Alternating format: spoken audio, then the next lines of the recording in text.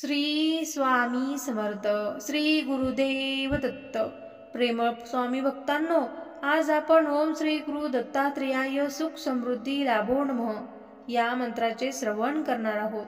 हा दत्तगुरूंचा मंत्र म्हणजे सर्वांगीण समृद्धीचा दिव्य स्रोत आहे. ओम श्री गुरु दत्तात्रेयाय सुख समृद्धी लाभो नमः हा मंत्र केवळ शब्दाचा संग्रह नाही, तर त्यामागे दत्तगुरूंच्या कृपाशक्तीचा अद्वितीय प्रवाह आहे. जेव्हा हा मंत्र मनापासून ऐकला जातो, तेव्हा जीवनात अडकलेले मार्ग खुले होऊ लागतात. आर्थिक संकटे, कर्जबाजारीपणा, नशिबातले अपयश संकटे दूर होतात आणि सुख, शांतीने समाधान लाभते. हा मंत्र घरात ऐकल्याने वातावरणात सकारात्मकता वाढते, वादविवाद दूर होतात आणि नात्यांमध्ये गोडवा निर्माण होतो. मन स्थिर होते, चिंता निवळते आणि एक देवी संरक्षणाची जाणीव प्रत्येक क्षणी साथ देऊ लागते. ज्यांचं नशीब वारंवार पाठ फिरवतंय, ज्यांना वाटतंय की खूप कष्ट करूनही यश मिळत नाही, त्यांनी हा मंत्र रोज ऐकावा. गुरु दत्तात्रेय हे त्रिदेवांचे साक्षात स्वरूप आहेत. त्यामुळे या मंत्रात ब्रह्मा, विष्णू आणि महेशाची शक्ती एकवटलेली आहे. हा मंत्र मनापासून ऐकल्याने ना फक्त आर्थिक समृद्धी, तर आयुष्यात आध्यात्मिक उन्नती, मानसिक शांतता आणि देवी अनुभव मिळू लागतो. हा मंत्र म्हणजे भक्तांसाठी गुरुकृपेचा सेतू आहे, जो थेट दत्तगुरूंच्या चरणाशी जोडतो. एकदा तरी ऐकाच आणि अनुभव घ्या दत्तगुरूंच्या कृपेचा अद्भुत चमत्कार. सबस्क्राईब करून दररोज अशीच देवी कृपा आपल्या आयुष्यात अनुभवा. चला तर मग आपण या मंत्राला सुरुवात करूया. तत्पूर्वी तुम्ही या चॅनलवरती नवीन असाल तर चॅनलला लाईक, सबस्क्राईब आणि कमेंटमध्ये श्री स्वामी समर्थ, श्री गुरुदेव दत्त असे लिहा. ओम श्री गुरु दत्तात्रेयाय सुख समृद्धी लाभो नमः. ओम श्री गुरु दत्तात्रेयाय सुख समृद्धी लाभो नमः. ओम श्री गुरु दत्तात्रेयाय सुख समृद्धी लाभो नमः. ओम श्री गुरु दत्तात्रेयाय सुख समृद्धी लाभो नमः. ओम श्री गुरु दत्तात्रेयाय सुख समृद्धी लाभो नमः. ओम श्री गुरु दत्तात्रेयाय सुख समृद्धी लाभो नमः. ओम श्री गुरु दत्तात्रेयाय सुख समृद्धी लाभो नमः. ओम श्री गुरु दत्तात्रेयाय सुख समृद्धी लाभो नमः. ओम श्री गुरु दत्तात्रेयाय सुख समृद्धी लाभो नमः. ओम श्री गुरु दत्तात्रेयाय सुख समृद्धी लाभो नमः. ओम श्री गुरु दत्तात्रेयाय सुख समृद्धी लाभो नमः. ओम श्री गुरु दत्तात्रेयाय सुख समृद्धी लाभो नमः. ओम श्री गुरु दत्तात्रेयाय सुख समृद्धी लाभो नमः. ओम श्री गुरु दत्तात्रेयाय सुख समृद्धी लाभो नमः. ओम श्री गुरु दत्तात्रेयाय सुख समृद्धी लाभो नमः. ओम श्री गुरु दत्तात्रेयाय सुख समृद्धी लाभो नमः. ओम श्री गुरु दत्तात्रेयाय सुख समृद्धी लाभो नमः. ओम श्री गुरु दत्तात्रेयाय सुख समृद्धी लाभो नमः.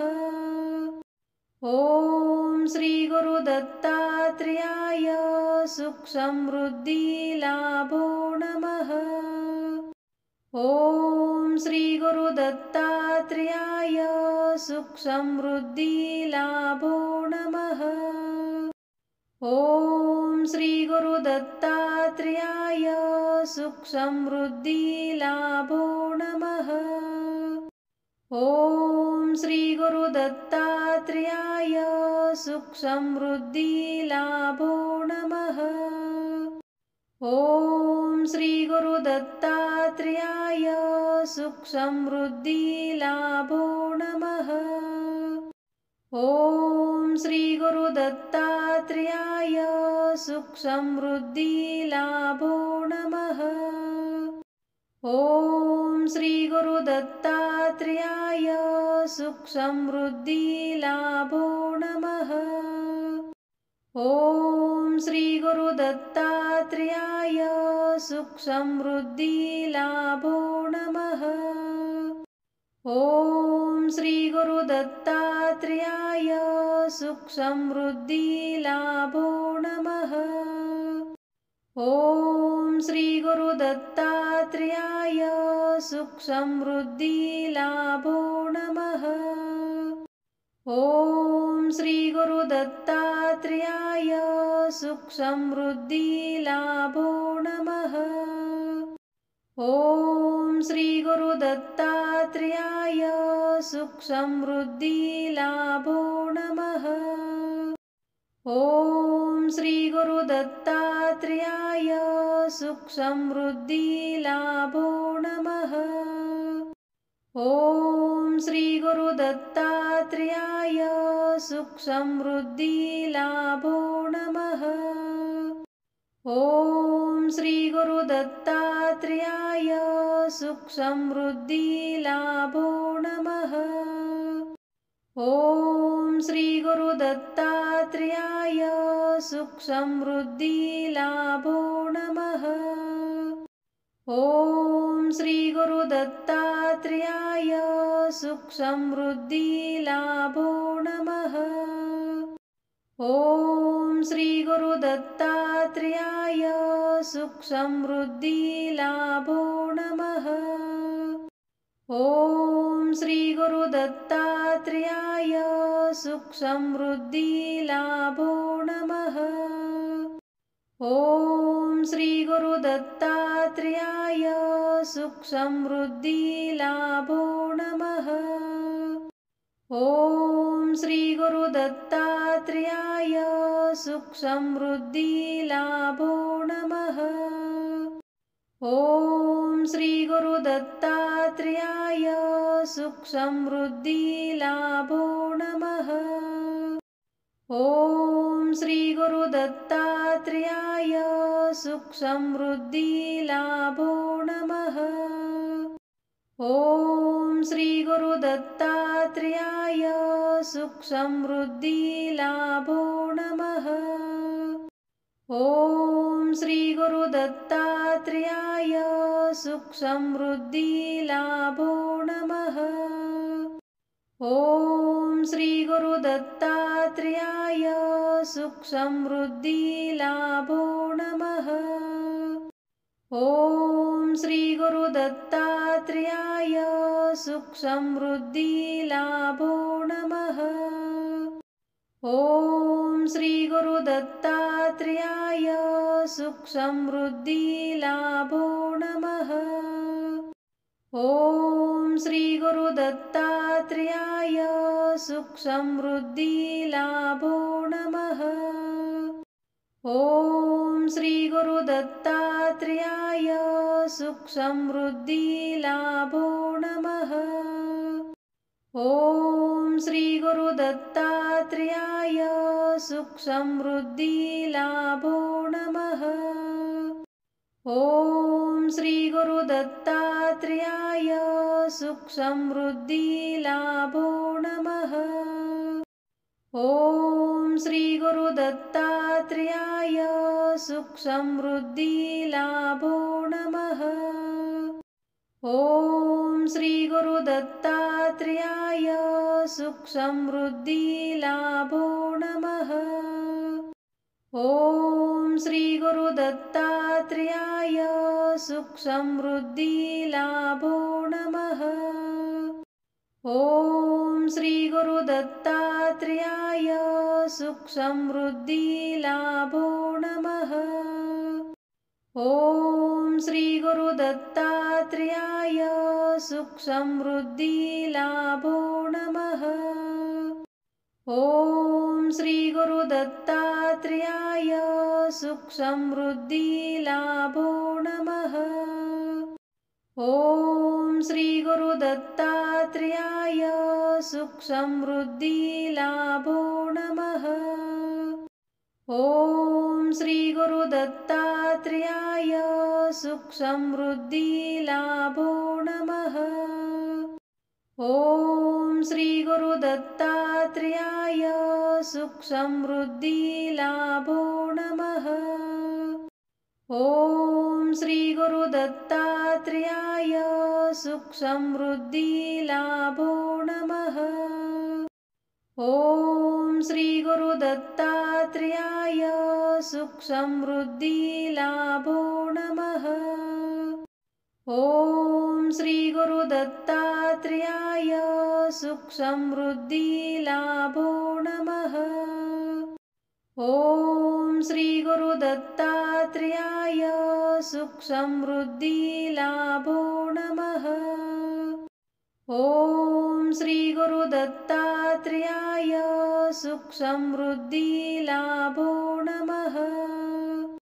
ॐ श्री गुरु दत्तात्रेयाय सुख समृद्धि लाभो नमः।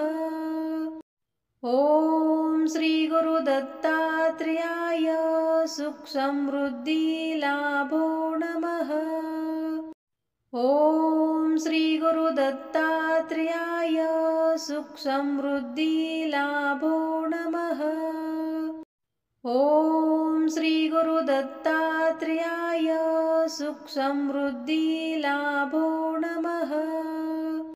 ॐ श्री गुरु दत्तात्रेयाय सुख समृद्धि लाभो नमः।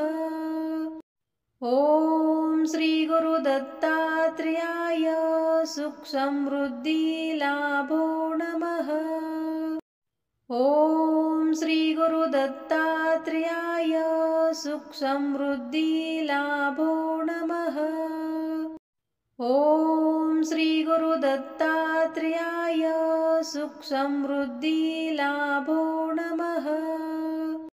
ॐ श्री गुरु दत्तात्रेयाय सुख समृद्धि लाभो नमः। ॐ श्री गुरु दत्तात्रेयाय सुख समृद्धि लाभो नमः।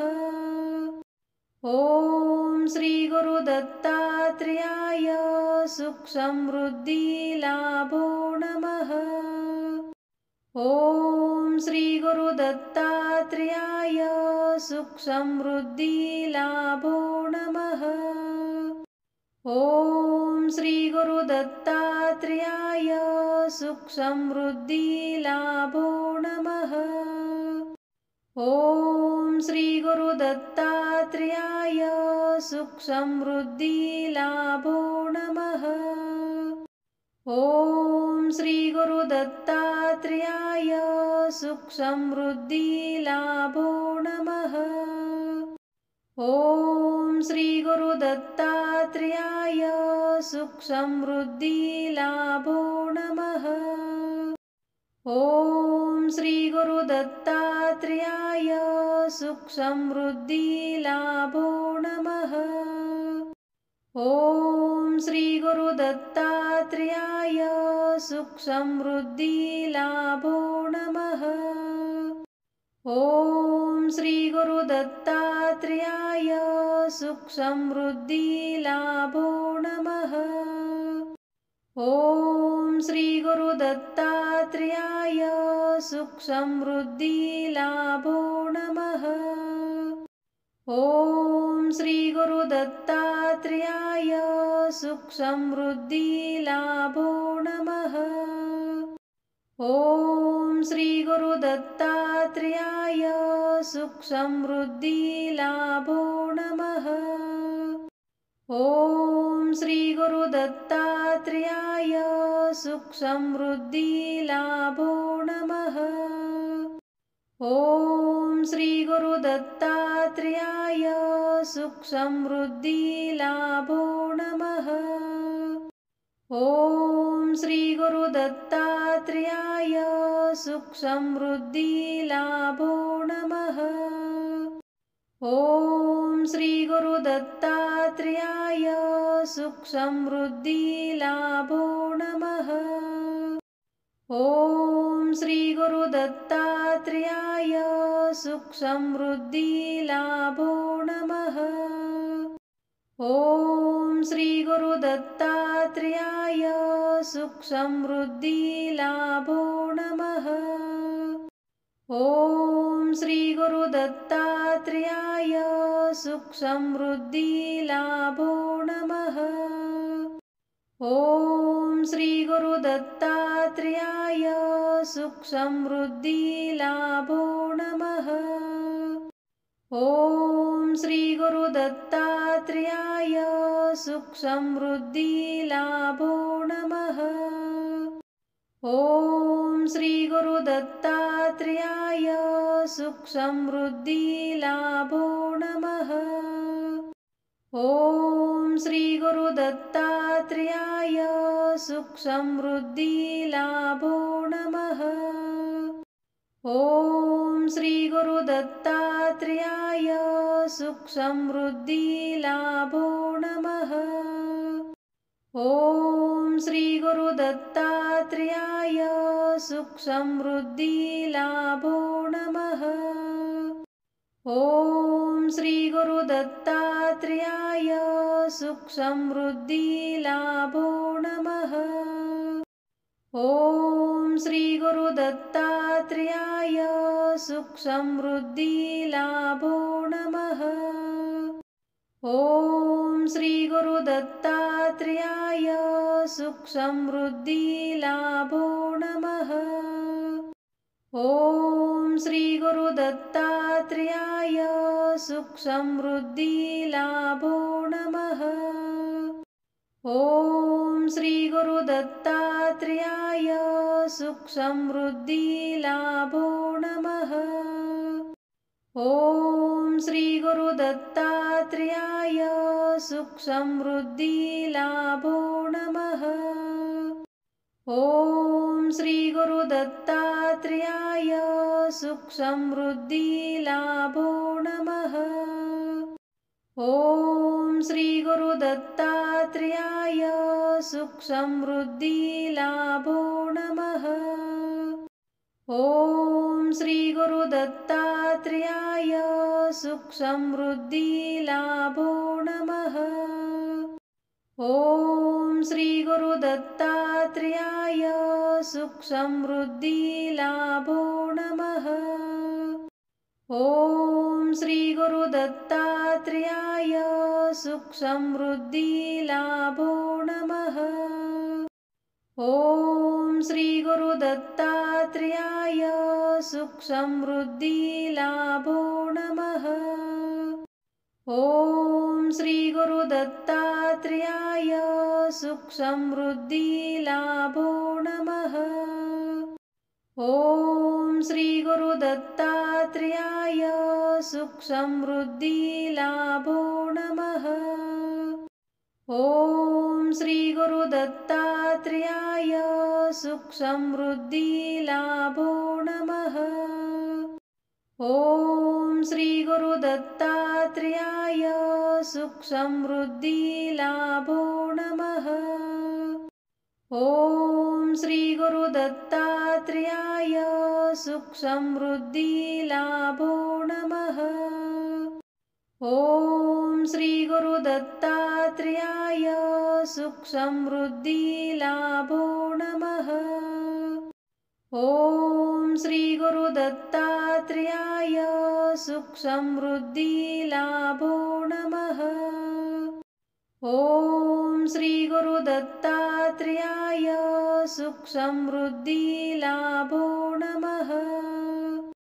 ॐ श्री गुरु दत्तात्रेयाय सुख समृद्धि लाभो नमः।